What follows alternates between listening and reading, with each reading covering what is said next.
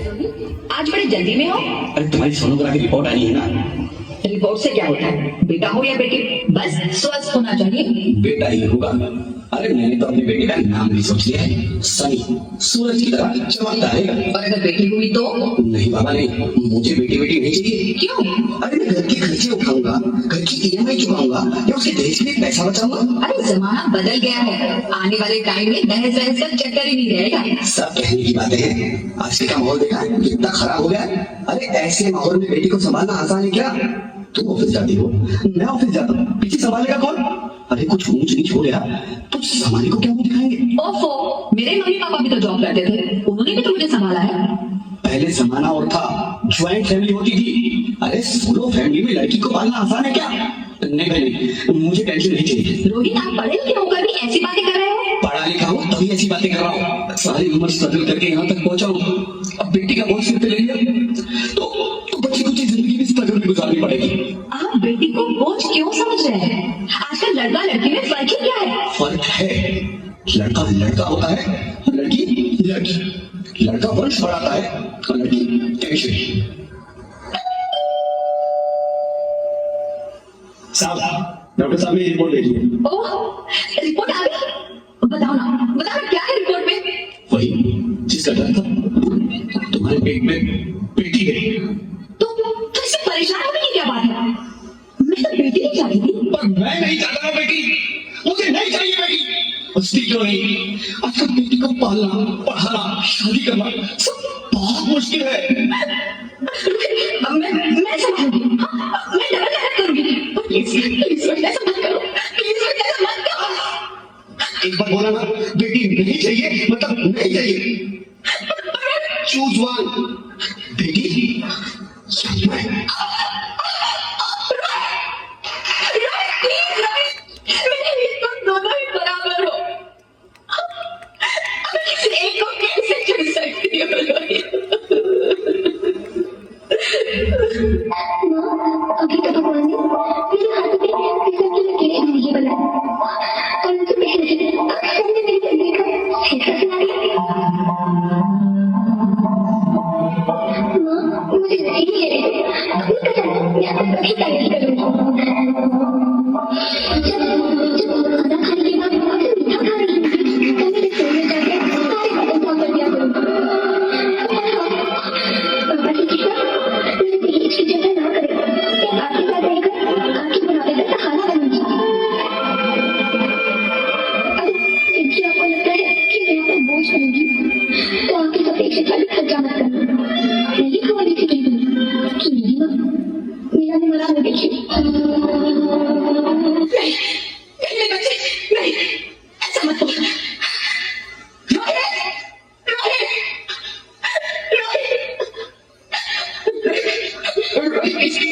मैं ऐसा नहीं कर सकती, मैं ऐसा नहीं होने दूंगी। मैं मर जाऊंगी पर इस बच्ची को नहीं मरने दूंगी मैं। अरे मरती है तो मजा, मैं बच्ची को नहीं होने दूंगा।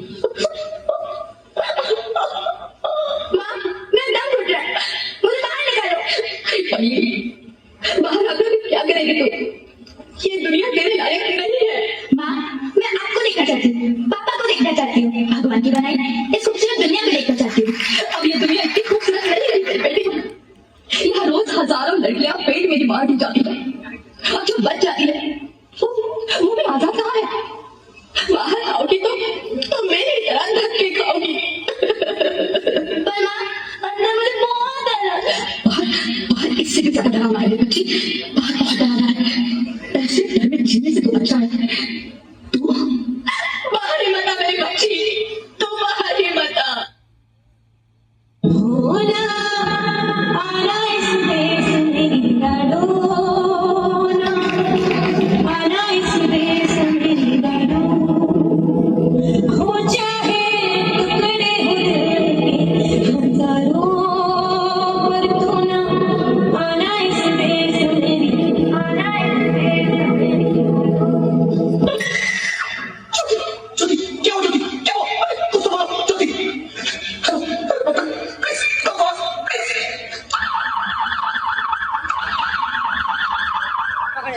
Sorry, Mr. Rohit.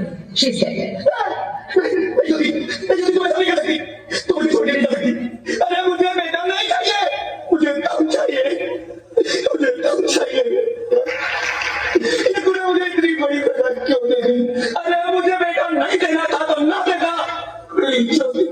छीन लिया, मेरी शादी का क्यों छीन लिया?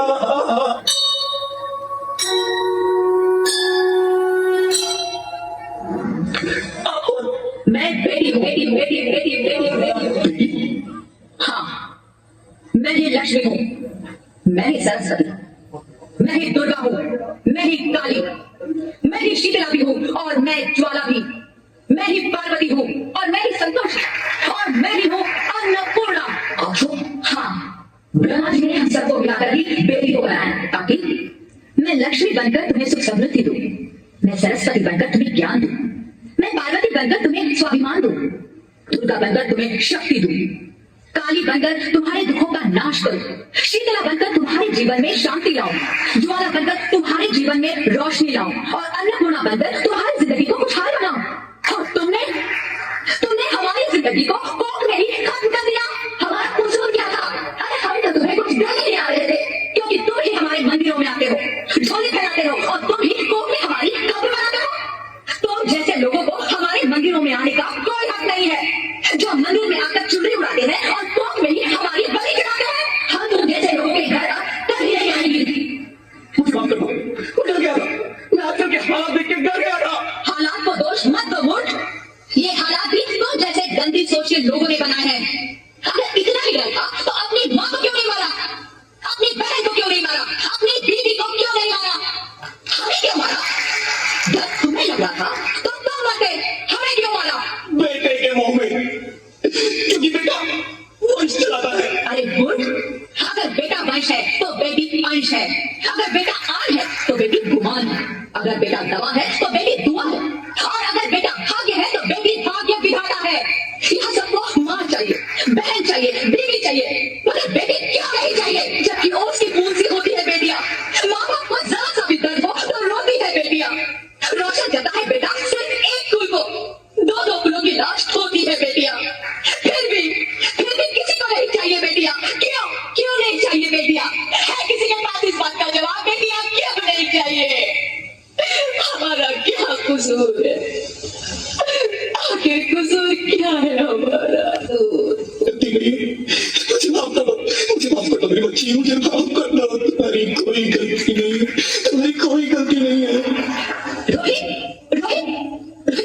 उठो। अरे क्या हुआ? क्या उठो रोहित, नींद नहीं क्यों चिल्ला रहे हो? अरे तुम जिंदा हो? जिंदा? हाँ, मुझे क्या हुआ है? हे भगवान, तेरा लाख शुक्र है, तुम जिंदा हो। हाँ, पर हुआ क्या? वो कभी वो कौन? मेरी बेटी, मेरी होने वाली बेटी। बेटी? पर तुम्हें तो बेटा चाहिए था ना? नहीं क्योंकि नहीं, अब मैं समझ गया हूँ।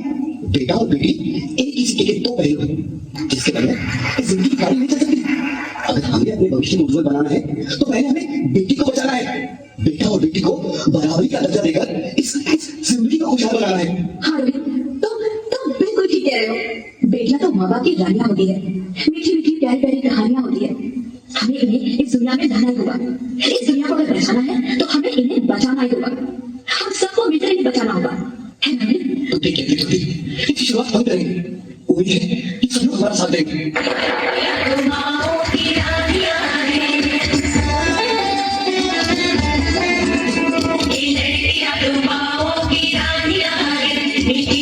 प्यारी प्यारी ये कहानियां